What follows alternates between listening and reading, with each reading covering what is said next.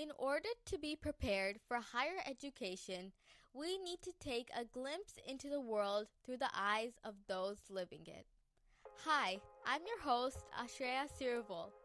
I have questions about the future, which is why I am going to deep dive into the journeys of college students and graduates, exploring the majors and paths they've chosen. Welcome to Scholar Stories, the podcast, where we bring you practical advice and inspiring stories.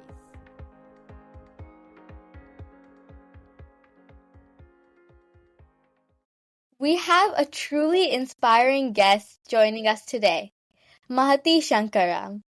A graduate from Lay High School in San Jose, California, she is a sophomore at the University of California at Santa Barbara, where she's pursuing a degree in biochemistry and molecular biology. But that's not all. She's also a beautiful singer and pianist who has given many incredible Carnatic vocal performances. Let's dive into her journey from high school to college and explore her passion for both science and music. Welcome to the podcast, Mahathi.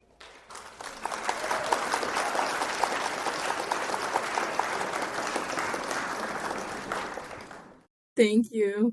Can you start by sharing a bit about your journey? What initially drew you to majoring in biochemistry and molecular biology? Yeah, so in high school, I started taking some of the more advanced science classes like honors chem and AP chem and AP bio, and I really, really enjoyed all of them. And even though they were hard, I felt that I had a knack for them, or at least I enjoyed doing the homeworks for them. Like, I really liked doing the chemistry labs in school. And I like doing like the pre-labs and just learning about the periodic table and the human body. So I liked it more than I liked any of the other subjects like reading and English and even math. So I decided that maybe this is something that I have a knack for. So that's why I decided to major in this. It's great that you were able to challenge yourself and find your passions through those classes. So I know that you want to go on the pre-med track. So what inspired you to pursue this, and how do you envision it shaping your future career? And are there any other career paths that you could take for molecular biology? Yeah, so I'm going to answer your last question first. There definitely are so many other career paths for a molecular bio major. I know a lot of kids at my school who are this major and are not pre-med track, or a lot of people who end up like starting being pre-med and then they drop out later because they don't want to be in school for that long. So you could definitely go into biotech. You could go into R&D.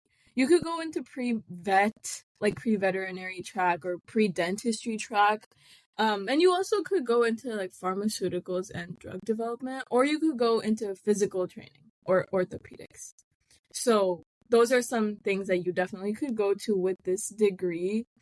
And the reason I decided to pursue pre-med, this is gonna sound a little bit corny, but I've always just really, really liked to help others.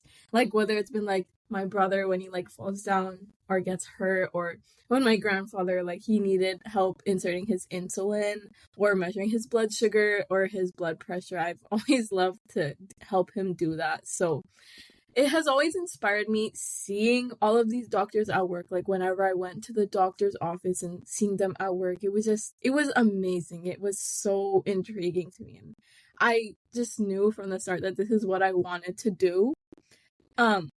And I envision it shaping my future career because I feel like in order to be a pre-med student, you have to maintain a really high GPA.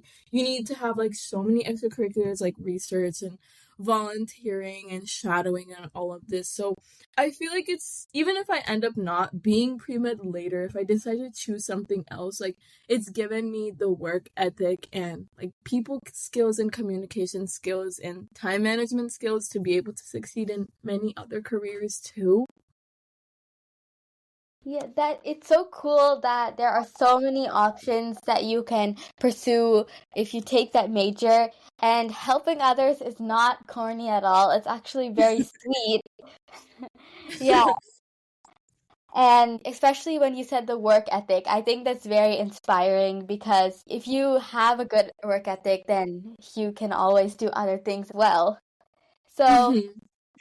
your college, the University of California, Santa Barbara, UCSB, is a top-ranked public research university known for its strong academic programs and, of course, its beautiful coastal campus. Was it an obvious choice for you? And are there any resources close to UCSB that are helpful, such as local hospitals and research opportunities? Yeah, so when I applied to college, I knew that I really, really wanted to stay in California. Number one, because it's California. And number two, because the tuition for in-state is obviously cheaper than going out of state. Um, and I was not a super easy choice for me. It wasn't super obvious, but I love being outdoors, and I really, really love SoCal, and I love the beach. And this is like a really good school for all of these. Like, it's as good as many of the other UCs that I was trying to choose from, and colleges in general. So because like it's so close to the beach and the campus is just so beautiful, it was like kind of a no-brainer for me after like seeing the campus. So I knew that I wanted to go to UCSB. And in terms of resources, there are a few local clinics in downtown Santa Barbara, and there's one in Goleta, which is really near to campus, and it's called Cottage Hospital. And they're the clinics in SB downtown. They're private offices, but they also are like really good resources. So people get a lot of shadowing in those clinics or volunteering at Cottage, and you can like even help in the emergency room after you've gained a few certifications, which I think are really great opportunities for pre-med students. And also for research, there's so many research opportunities even for undergrad students, and working opportunities. So I would say it's very plentiful in resources. Yeah, I love the beach too, so I can understand wanting to stay there. Hmm. And and it's awesome that there are so many resources close to UCSB. So Yeah. speaking of UCSB, you are a research assistant there. Can you explain what this research involves and what you've learned from it? Yeah.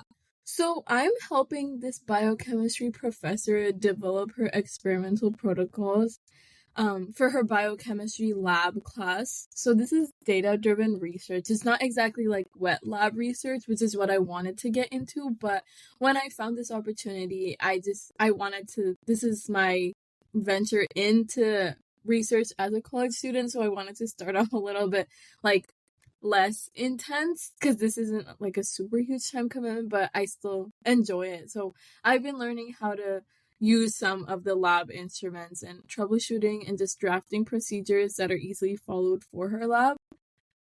And I've just learned more about how to use common lab procedures and instrumentation. So that's what's been really helpful.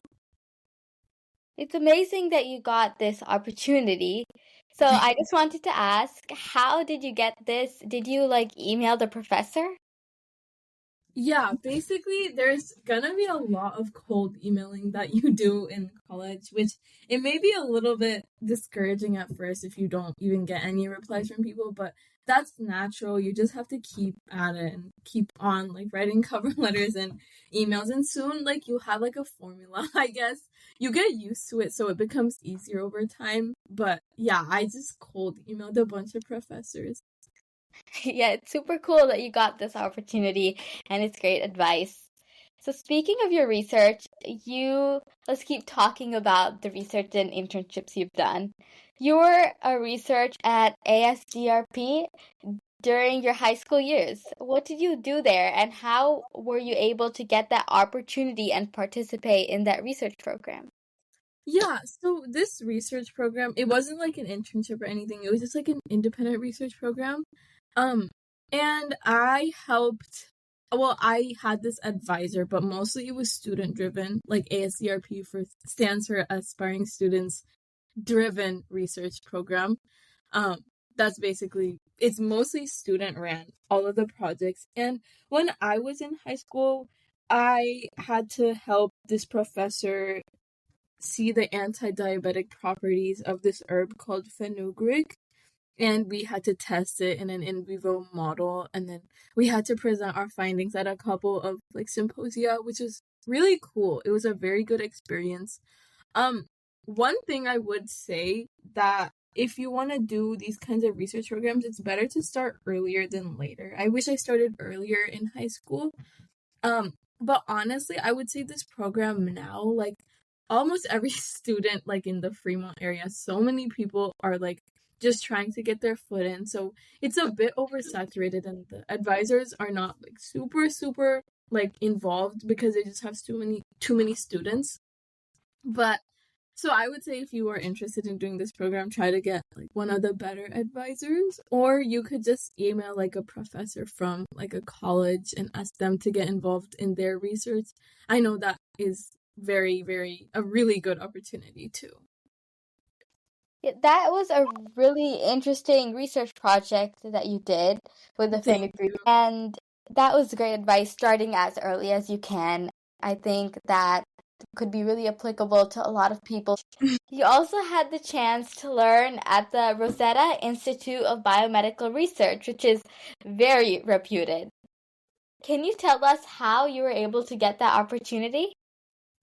Yeah, basically, I was really interested in taking summer courses in my junior year summer, so I just searched up like good summer opportunities or summer courses for high school students interested in medicine and biology, and this is one of the things that my school counselor had told me about too, so I just wanted to apply. So that's how I got that opportunity. And the class that I took, it was about diseases and viruses. So it was cool seeing like how that was, how like it was about COVID as well. So it was really interesting. But honestly, a lot of the material I learned in that, it helped me like succeed in AP Bio, because a lot of the material was like repeated. But it was cool. I enjoyed it. Yeah, it's incredible that you applied and were able to experience that, especially because you were able to apply it to your school. Hmm. And you've done a lot of impressive research, including participating in the UC Berkeley Academic Talent Development Program. What exactly is that program, and how did you get that opportunity? Yeah. So this program, it's not a research program, it's just another summer course program. It's not research or anything. So it's just these classes that are offered in the summer by UC Berkeley.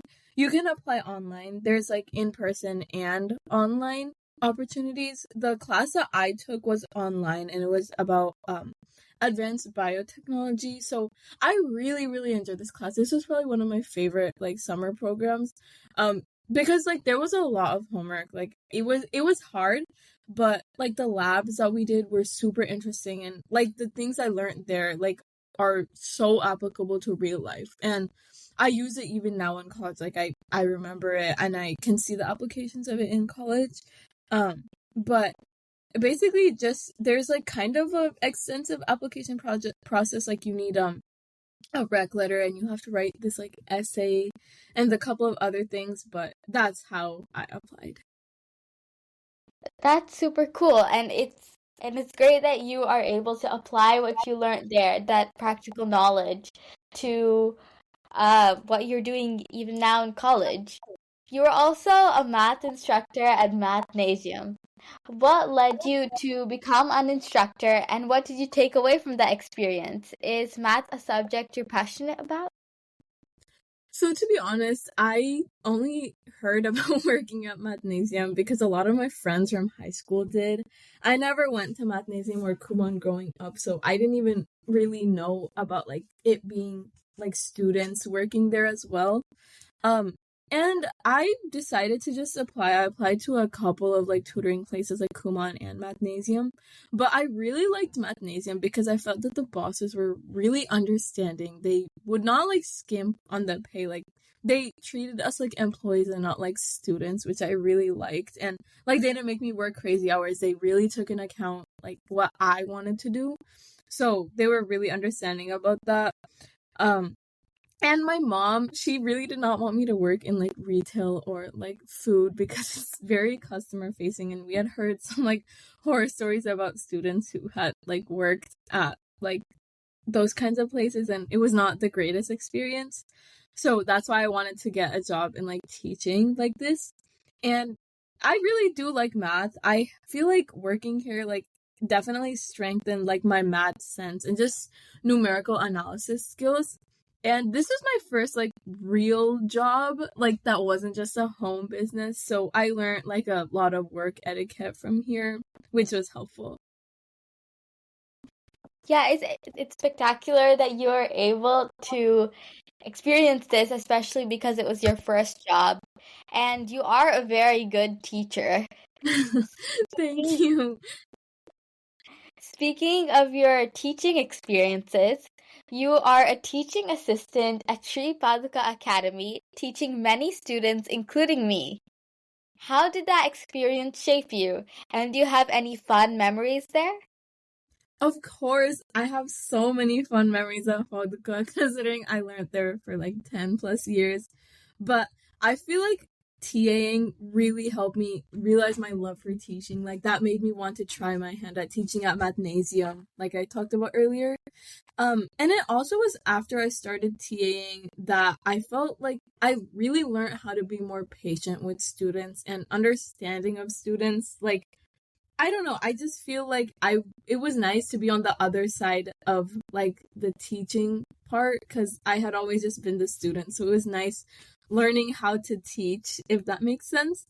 And I also Yeah. feel like on a more like on a different note, like I feel like TAing helped me learn a lot more compositions because I wanted to learn a lot more compositions too. So Hari Uncle was like, oh, like TAing will definitely help you learn more really good compositions. So I feel like it also helped with my voice culture. So it had like two sides to it. I became a better musician and I became a better teacher. So I really enjoyed TAing.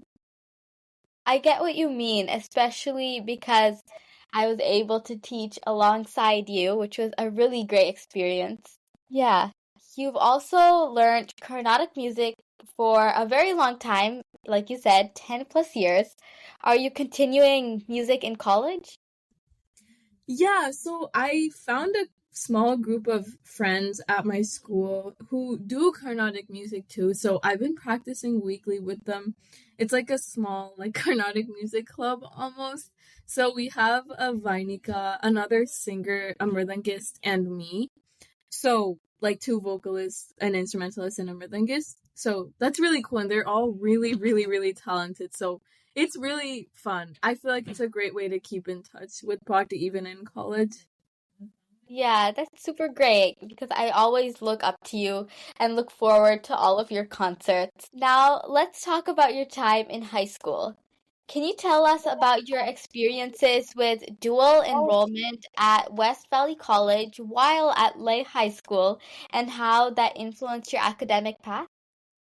Yeah, I only started doing dual enrollment in junior year. I wish I started doing it earlier, but this is the first year that they actually had a class I was like super interested in. So the class I took there was called Medical Terminology. And it was super cool because the terminology that they use there are literally terminology I hear every time I go into the doctor's office. So it's very, very true. It's very applicable. And I liked it a lot because it was online and the homework was things that was really interesting, like the nomenclature and the activities. I thought it was so cool, but not everyone is obviously gonna think this is cool, but I thought it was super cool. And it also came with a GPA boost and it was a college level class. So if you're interested in taking college level classes, like even in your freshman year, because I know some schools only allow you to start doing it in like your sophomore or even junior year, this is a great way to start. Yeah, that's great advice to start by taking these college level classes even before your school allows them because it could be a very great boost to your college applications. Like you said, it also boosted your GPA. And it's Mm-hmm. great that your class, the medical terminology, is very applicable to you even now. So, you were also a part of the California Scholarship Federation as the ambassador and president, which is super great. How were you able to get in? So the application process is really easy, which is a school club. Like I think a lot of schools in the Bay have this club. So the application is really simple. It's not like an essay or anything. You just submit your grades and like if you have a certain GPA, you can get in. You just have to reapply every semester, which is hard to remember sometimes, but I really like volunteering. Like I said earlier, I just like helping others a lot. So this is a very easy like accolade to tack onto my resume. So I became ambassador in my junior year. It's like one of the officer positions. Basically, I would just help present the material and like attend and help find volunteering events. And then as president, it was like you were basically like you ran the club. Like I had to organize all of the meetings and organize all of the events and attend all of the events. So it was a huge commitment being an officer, but I really enjoyed it. Yeah, it's great that you were on the board of officers. And I also know that you were all on another club in high school. You were also the secretary and president of the Lay High School Leo's Club. What did you do there, and what was your experience on the club? Basically, Leo's Club, it was an organization, a global organization that helped donate eyeglasses to many people. So we had these eyeglass drives throughout the year where we'd help sort many eyeglass donations into which was viable and which was not. And then they would distribute these eyeglasses to people who needed them. So it was a really fulfilling again. It was a really great club. And then they also gave scholarships at the end of it. So that was really nice. It was nice. Yeah. Yeah, that sounds like a very great experience, and especially because it's for a noble cause.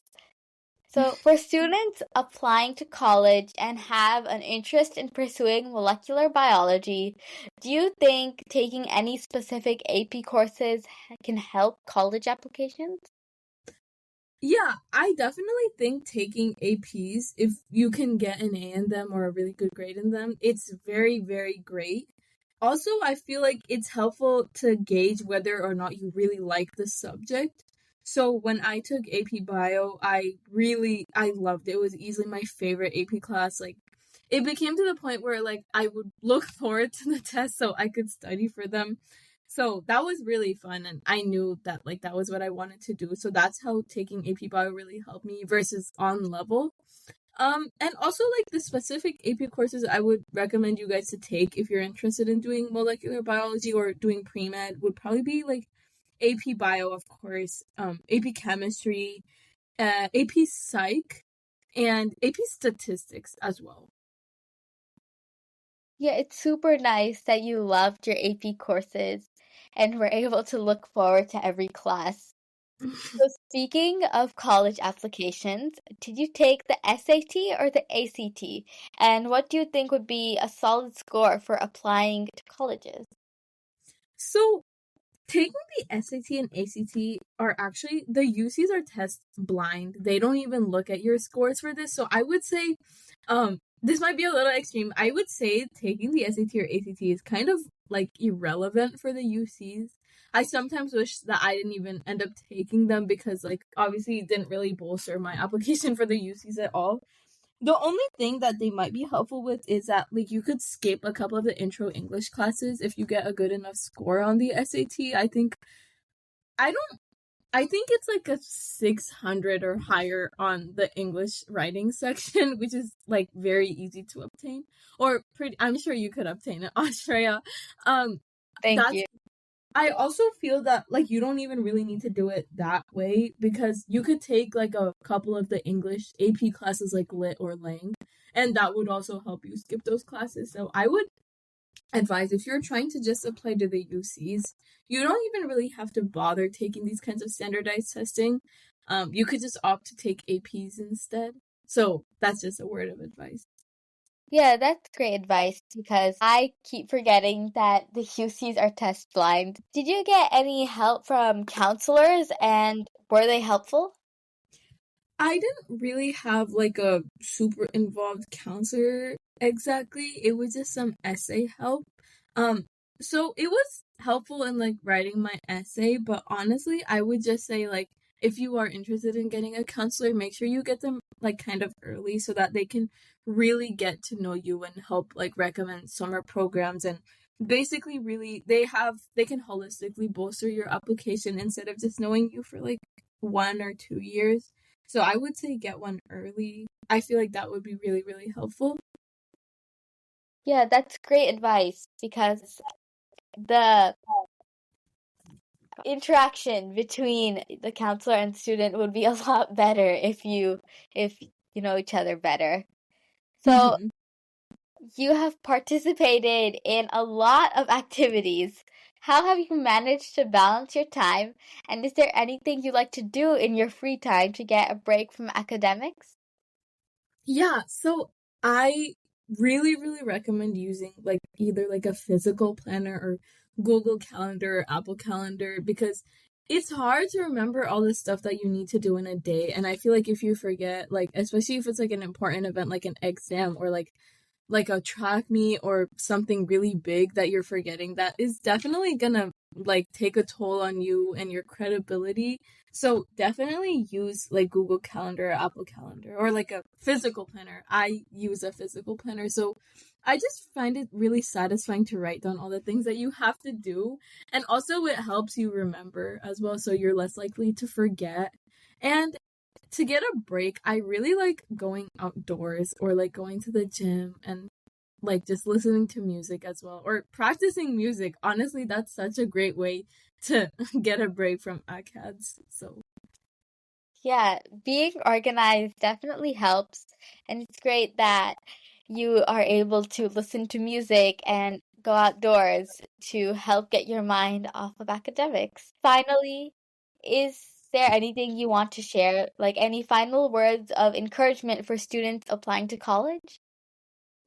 yeah, sure. So, one thing I will say is do not get discouraged by rejection. Like, college decision time was a really hard time in my life because I was like, I had this set school I wanted to go to, or a set of some schools that I really wanted to go to, and when I like did not get into them, it was really, really disappointing for me. But like now that I'm in school, I was like, why would I even want to go anywhere else? Like, this is meant for me.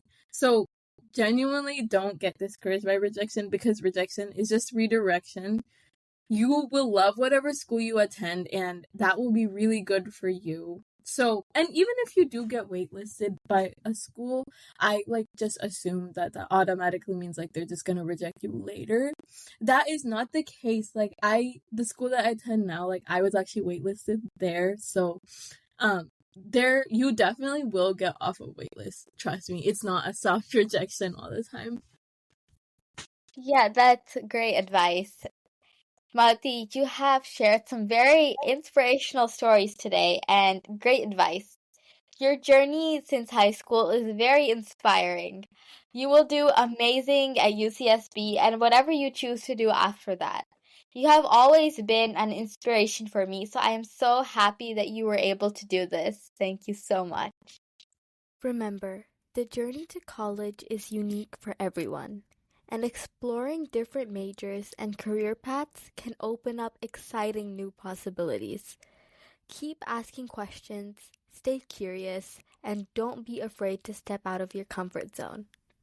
If you enjoyed today's episode, be sure to stay tuned for more inspiring stories from different college students and graduates. Until next time, this is Ashreya Sirivol signing off from Scholar Stories.